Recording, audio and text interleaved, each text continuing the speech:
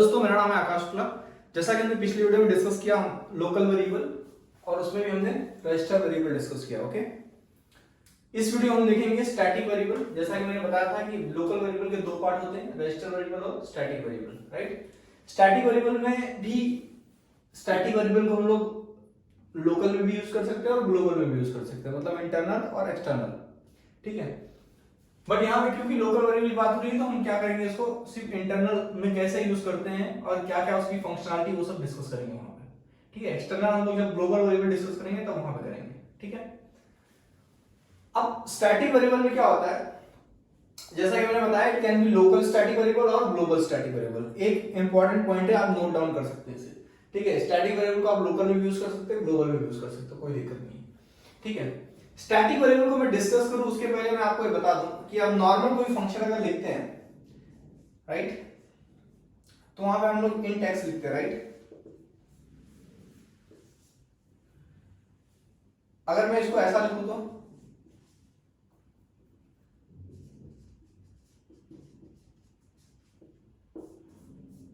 क्या इन दोनों में कोई डिफरेंस है? नहीं है। ठीक है, ये दोनों सेम है।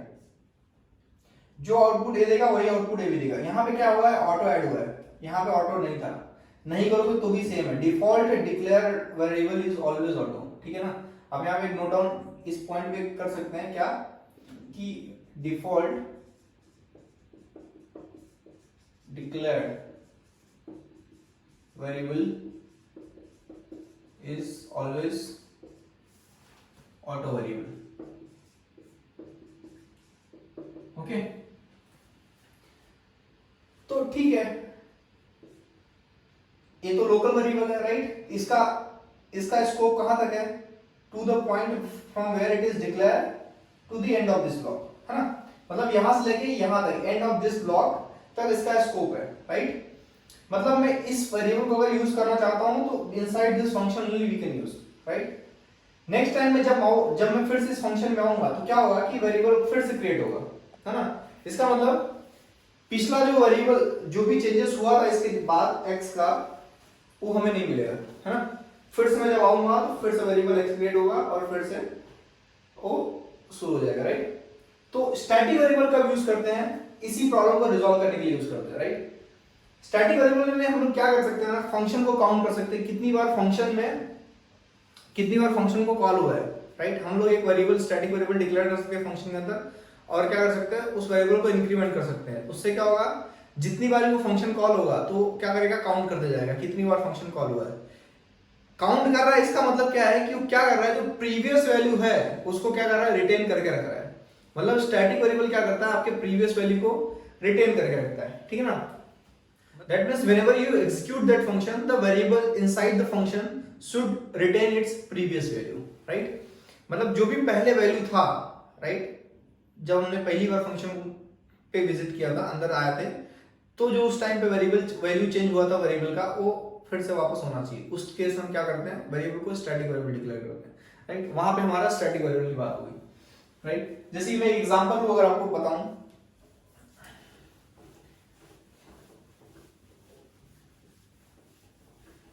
तो स्टैटिक वेरिएबल अगर देखेंगे तो किसके लिए यूज करना है आपको, whenever you declared a variable as static then its value will be retained across the execution of that function. ठीक है, फॉर एग्जांपल मैं एक नॉर्मल मेन फंक्शन एक फंक्शन लिख रहा हूं, void function.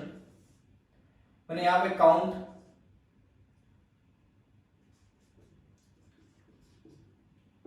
right, count plus plus and then return count। ठीक है, मेन से मैं इस फंक्शन को कॉल कर रहा हूं,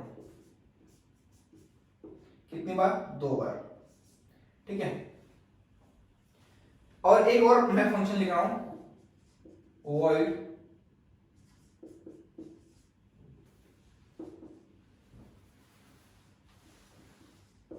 यहां पे हम लिखते हैं static int count plus count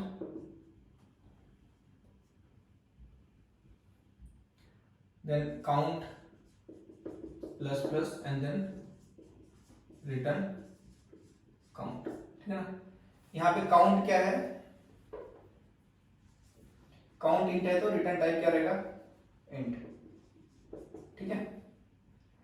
और फिर यहाँ पे देखेंगे क्या प्रिंट होगा, क्या रिटर्न करेगा फंक्शन, ठीक है, रिटर्न काउंट। सो यहाँ पे भी क्या रहेगा, इंट रहेगा, क्या है, रिटर्न टाइप इंट है। अब उसके बाद मैं मेन से इसको 2 बार कॉल करता हूँ,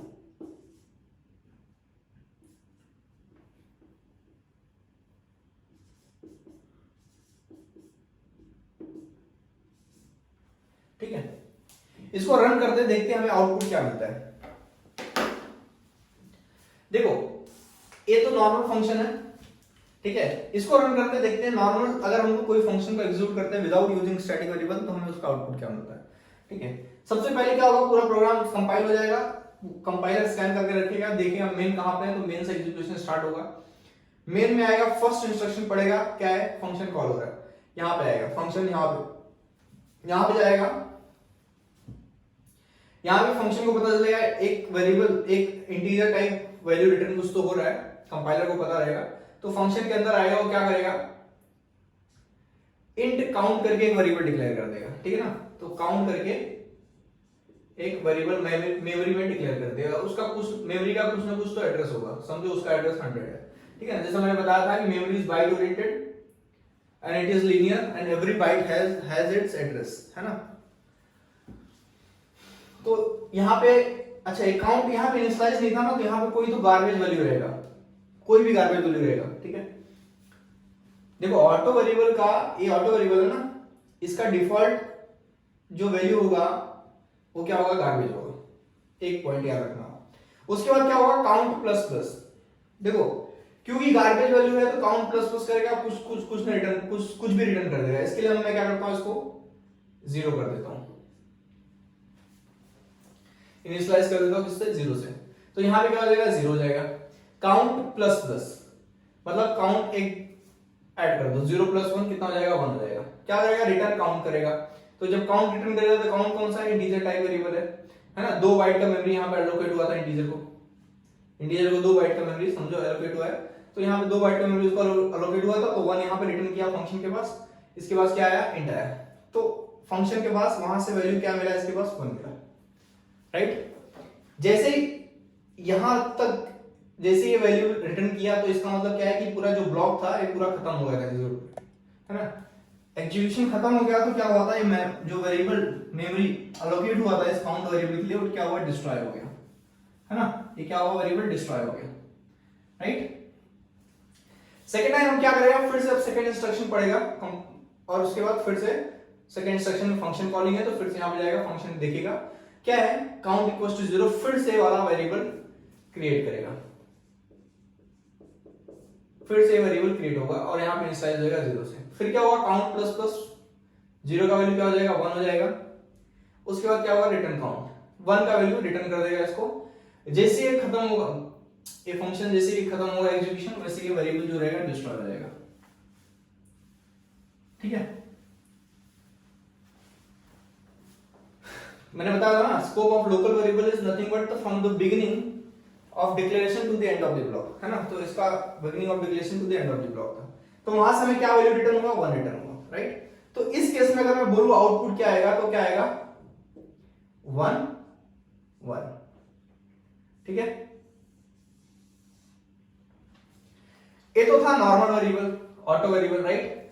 हम बात कर रहे हैं स्टैटिक वेरिएबल की, तो यहां पे मैंने एग्जांपल लिया है स्टैटिक वेरिएबल का। देखते हैं डिफरेंस क्या है। डिफरेंस अगर प्रोग्राम में देखो तो सिर्फ मैंने क्या लिखा है, यहाँ पे स्टैटिक लिखा है, यहाँ पे इंट काउंट इक्वल्स टू 0 था, यहाँ पे स्टैटिक काउंट इक्वल्स टू 0 लिखना है तो लिख सकते हो, कोई दिक्कत नहीं है। लेकिन स्टैटिक वेरिएबल का डिफॉल्ट जो वैल्यू होता है हमेशा 0 होता है, इनिशियलाइज होता है। देखो ऑटो वेरिएबल का जो डिफॉल्ट वैल्यू होता है गार्बेज होता है ना। Default value of auto variable is always garbage, but default declared variable of static variable is always 0। मतलब डिफॉल्ट वैल्यू जो इनिशियलाइज होता है स्टैटिक वेरिएबल वो क्या होता है, 0 होता है, सिंपल। अब क्या करना है, इसको रन करते हैं, ठीक है। देखो मेन से एग्जीक्यूशन स्टार्ट होगा, पहले फंक्शन कॉल, पहले इंस्ट्रक्शन जी है तो जी क्या है, फंक्शन है, फंक्शन के पास जाएगा, यहां पे देखिएगा काउंट करके वेरिएबल है उसको डिक्लेयर कर देगा, डिक्लेयर किया हुआ है और वो डिक्लेयर किया हुआ है ऑफ टाइप स्टैटिक। तो स्टैटिक जैसे कंपाइलर देखेगा क्या करेगा, उसको इनिशियलाइज कर देगा, वेरिएबल को इनिशियलाइज कर देगा बाय डिफॉल्ट किससे, 0 से, है ना। Default initialize variable of static variable is 0, तो जैसा हमने देखा तो 0 कर देगा। अगर यहां पे मैं 0 नहीं लिखा होता ना तो भी चलता, कोई दिक्कत नहीं था, डिफॉल्ट वैल्यू क्या लेता, 0 लेता, ठीक है। जब भी आपको स्टैटिक वेरिएबल मिले ना उसको स्टार मार्क कर दो, उस लाइन को स्टार मार्क कर दो, ठीक है ना। आपको आगे बहुत सारे क्वेश्चंस मैं डिस्कस करूंगा, बड़े बड़े क्वेश्चंस होंगे, तो वहां पे भी जब भी आपको स्टैटिक वेरिएबल दिखे ना कहीं पे इनिशियलाइज, तो उस वेरिएबल के को क्या करो, स्टार मार्क कर दो, ठीक है ना। उससे आपको याद रहेगा कि वेरिएबल स्टैटिक वेरिएबल है। स्टैटिक वेरिएबल बहुत इंपॉर्टेंट है, कहीं ना कहीं कुछ ना कुछ गलती जरूर हो जाती है स्टैटिक वेरिएबल को लोग अगर ध्यान नहीं देंगे तो, ठीक है। तो यहाँ पे static int count equal to 0 initialize हो गया, उसके बाद ये वाला इंस्ट्रक्शन एग्जीक्यूट होगा, यहाँ पे क्या है काउंट प्लस प्लस, तो 0 क्या हो जाएगा, 1 हो जाएगा। उसके बाद क्या होगा, रिटर्न काउंट, यहाँ पे क्या आएगा, इसके पास 1 आएगा, ठीक है ना। प्रॉपर मैंने पूरा प्रोग्राम नहीं लिखा है, मैंने सूडो कोड लिखा है तो आप अंडरस्टैंडिंग के लिए, ठीक है। तो यहाँ पे इसके पास क्या आएगा, 1 आएगा, राइट। अब क्या होगा, ये ऑलरेडी एग्जीक्यूट हो गया, फिर से जी को कॉल करेगा, फिर से जब जी को कॉल करेगा तो जो वेरिएबल था वो स्टैटिक वेरिएबल था, है ना। और स्टैटिक वेरिएबल क्या करता है, जो प्रीवियस वैल्यू रहती है उसको रिटेन करके रखता है, ठीक है ना। देखो यहाँ पे जैसे ये फंक्शन खत्म हुआ था तो रिटर्न हो गया था ना इसके पास, उस टाइम पे वेरिएबल एक डिस्ट्रॉय हो जाना चाहिए था, है ना, जैसा वहां पे हो रहा था, राइट। बट ये नहीं होगा, ठीक है। स्टैटिक वेरिएबल क्या करता है, आपका जो प्रीवियस वैल्यू होता है उसको रिटेन करके रखता है मेमोरी में। प्रीवियस वैल्यू आपका क्या हुआ था, रिटर्न काउंट प्लस प्लस हुआ था ना, 1 हुआ था ना, ये 1 को मेमोरी में स्टोर करके रखेगा। नेक्स्ट टाइम जब आप फिर से उस फंक्शन में जाएंगे तो जो ये वाला जो इंस्ट्रक्शन है ना, ये वाला लाइन स्किप हो जाएगा और एग्जीक्यूट नहीं करेगा नेक्स्ट टाइम, क्योंकि ऑलरेडी देखो स्टैटिक वेरिएबल, इससे हम ये भी समझ सकते हैं static variable is initialized once, एक ही बार स्टैटिक वेरिएबल इनिशियलाइज होता है, जो हो गया था पहले जब हमने कॉल किया था, उसके बाद इनिशियलाइज नहीं होगा। उसके बाद क्या होगा, simple count plus plus, count करके ऑलरेडी मेमोरी में है ना, स्टोर करके रखा है, प्रीवियस वैल्यू क्या था उसमें प्लस कर देगा 1, तो 1 था, अब क्या कर देगा 2 कर देगा, और फिर रिटर्न क्या करेगा 2, तो इसके पास क्या आएगा 2 आएगा, समझे। तो फाइनली इसका आउटपुट क्या हमें मिलेगा, 1 2, राइट। तो आप देख सकते हो डिफरेंस इन दोनों में क्या हो रहा है। यहाँ पे स्टैटिक वेरिएबल क्या कर रहा है, प्रीवियस वैल्यू रिटेन करके रख रहा है, जो भी उसके पास प्रीवियस वैल्यू था, ठीक है ना। सो whenever you want to execute that functions, the variable inside the function should retain its previous value, then you declare the variable as static variable। ये हमने पॉइंट जो हमने बोला अभी, तो स्टैटिक वेरिएबल क्या करेगा, प्रीवियस वैल्यू आपको रिटेन करके रखेगा। वो अभी इससे आप क्या कर सकते हो, देखो फंक्शन काउंट भी कर सकते हो, यहां से फंक्शन कितनी बार कॉल हुआ है, 2 बार कॉल हुआ है ना, ये फंक्शन 2 बार कॉल हुआ है, राइट। देखो आउटपुट लास्ट में 2 आया, यहां से हमको नहीं पता चला, यहां से हमें नहीं पता चला कि कितनी बार फंक्शन कॉल हुआ है, मतलब we can not count how many times the function is called, from here we can count because of static variable, ठीक है ना। क्यों, क्योंकि यहां पे हमने स्टैटिक वेरिएबल को, जो काउंट वेरिएबल था उसको स्टैटिक टाइप में डिक्लेयर किया था, ठीक है। तो जैसा कि मैंने बोला static variable is initialized once, एक ही बार इनिशियलाइज होता है, मतलब स्टार लाइन हमेशा एक ही बार इनिशियलाइज हुआ। यहां पे आपने देखा रहेगा दो बार कॉल हुआ था, 2 बार इनिशियलाइज हुआ था। तो ये मैंने 2 पॉइंट जो बताया आपको बहुत इंपॉर्टेंट पॉइंट है, ठीक है। और ये एग्जांपल है बहुत अच्छे से, बहुत छोटा एग्जांपल है आपको समझने के लिए स्टैटिक वेरिएबल को, स्टैटिक लोकल वेरिएबल को, ठीक है। देखो कुछ पॉइंट्स है रिमेंबर करने के लिए आपको स्टैटिक वेरिएबल से, जिससे आप नोट डाउन कर सकते हैं, ठीक है, क्योंकि इस पे कहीं ना कहीं क्वेश्चंस पूछे जाते हैं पॉइंट्स पे डायरेक्टली। पहला पॉइंट है static variable memory allocation is done at compile time. Static variable memory allocation is done at compile time, मतलब क्या, देखो हमने मेमोरी का स्ट्रक्चर पढ़ा था, है ना, उसमें क्या था, कोड सेक्शन था, डेटा सेक्शन था, फिर क्या था, स्टैक सेक्शन था, फिर क्या था, हीप सेक्शन था, राइट। कोड सेक्शन में क्या होता है ना, लोडिंग टाइम पे पूरा कोड आपका लोडिंग टाइम पे यहां पे आ जाता है, कोड सेक्शन में लोडिंग टाइम पे आपका जो एग्जीक्यूटेबल फाइल होता है वो यहां पे लोड हो जाता है। और कोड सेक्शन में लोकल वेरिएबल्स होते हैं, तो लोकल वेरिएबल कोड सेक्शन में डिक्लेयर होते हैं या फिर डिफाइन होते हैं। डेटा सेक्शन किसके लिए बना है? स्टैटिक वेरिएबल और ग्लोबल वेरिएबल लिए बना है, राइट? जब मैं एक्सप्लेन कर रहा था तो मैंने वहां पे लिखवाया था, ठीक है ना? तो डेटा सेक्शन में क्या होगा, सिर्फ स्टैटिक वेरिएबल और ग्लोबल वेरिएबल जो भी होंगे वो कहां पे होंगे? डेटा सेक्शन में होंगे। तो स्टैटिक वेरिएबल मेमोरी एलोकेशन, देखो यहां पे जो मेमोरी एलोकेशन होता है डेटा सेक्शन में, वो हमेशा याद रखना कब होता है? कंपाइल टाइम होता है ना? अभी हमने क्या पढ़ा? लोडिंग टाइम, कंपाइल टाइम और रनिंग टाइम। रनिंग टाइम हम देखेंगे जब हीप मेमोरी एलोकेशन होगा। इसका जो एलोकेशन होता है कब होता है? रनिंग टाइम पे होता है, हीप का, है ना? So static variable memory allocation is done compile time, first point. Second point क्या है? Default value of static variable is always 0, जैसा हमने बोला default value हमेशा क्या था? 0 था इसका, ठीक है? थर्ड पॉइंट क्या बोल सकते हैं हम लोग? static variable are stored in the data section of memory, है ना?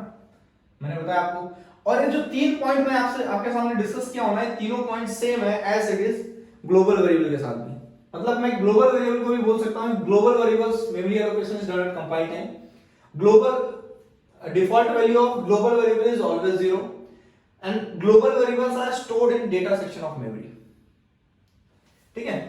फोर्थ पॉइंट है क्या है? a static int variable remains in the memory while program is running. Simple, ये प्रोग्राम यहां से फंक्शन कॉल किया था, ये रन हुआ, उसके बाद ये फंक्शन, अभी ये पूरा प्रोग्राम खत्म नहीं हुआ था, इसके बाद ये फंक्शन भी अभी एग्जीक्यूट करना बाकी था।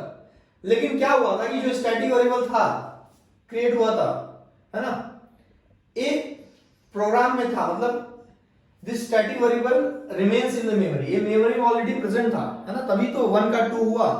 सो this is always present in the memory while till the program is running. जब तक ये पूरा प्रोग्राम खत्म नहीं होगा तब तक ये पूरा मेमोरी में पड़ा रहेगा, जो भी वैल्यू रहेगा स्टैटिक वेरिएबल का। फिफ्थ पॉइंट है in C static variable can only be initialised using constant literals. इसका मतलब क्या है? मैं आपको बताता हूं एग्जांपल लेके, इसको रफ कर देता हूं।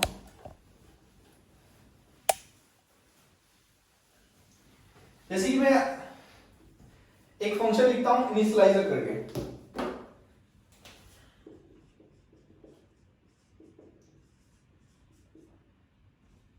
ठीक है? ये फंक्शन क्या कर रहा है? इंट x इक्वल्स टू 50 है इसके पास, और रिटर्न क्या कर रहा है? 50।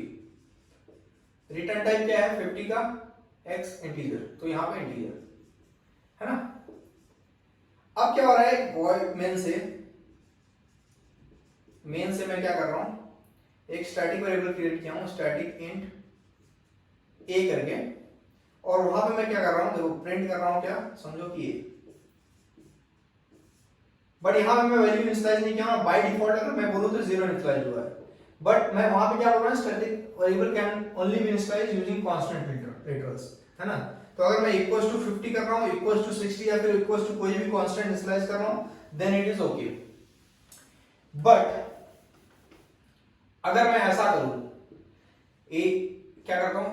इसको इनिशियलाइज कर देता हूं इनिशियलाइजर फंक्शन से। इनिशियलाइजर फंक्शन क्या कर रहा है?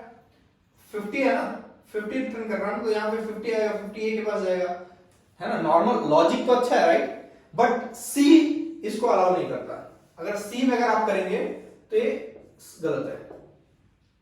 बट अगर यही सेम चीज आप सी प्लस में करेंगे तो वो क्या करता है? वहां पे अलाउ होता है, वहां पे कोई दिक्कत नहीं आएगा, वहां पे कोई एरर नहीं देगा, ठीक है? यहां पे अगर आप देखेंगे तो आपको कंपाइल टाइम एरर देगा, कंपाइलर ही एरर दे देगा यहाँ पे। जैसे वो स्कैन करेगा पूरे प्रोग्राम को, कंपाइल टाइम में एरर मिल जाएगा यही वाले इंस्ट्रक्शन के पास। ये वाला इंस्ट्रक्शन जैसे एग्जीक्यूट होगा क्या करेगा? आपको कंपाइलर एरर दे देगा, ठीक है? तो यहाँ पे आपको कंपाइल टाइम एरर मिलेगा। तो वही यहाँ पे लिखा है C static variable can only be initialised using constant literals. कोई कांस्टेंट वेरिएबल्स आप इनिशियलाइज करो तो ठीक है। This condition doesn't hold in C plus plus. Simple, जैसा मैंने बताया आपको, ये कंडीशन सी प्लस प्लस के साथ होल्ड नहीं करता, ठीक है? तो आई होप कि आपको स्टैटिक वेरिएबल बहुत अच्छे से समझ गया रहेगा।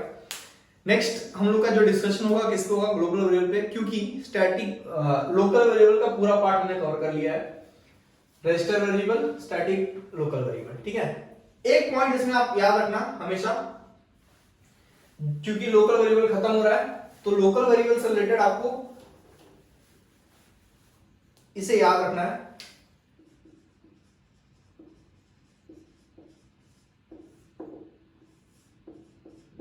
ठीक है, क्या होता है ना, ऑटो रजिस्टर वेरिएबल और स्टैटिक लोकल वेरिएबल, है ना। क्योंकि हम लोग यहाँ पे स्कोप की बात कर रहे हैं, right, scope of local variable की बात कर रहे थे अभी तक ना। तो जो इसका स्कोप होगा ना, scope of this variable is limited up to function, scope of these variables is from the beginning of the declaration to the end of the block.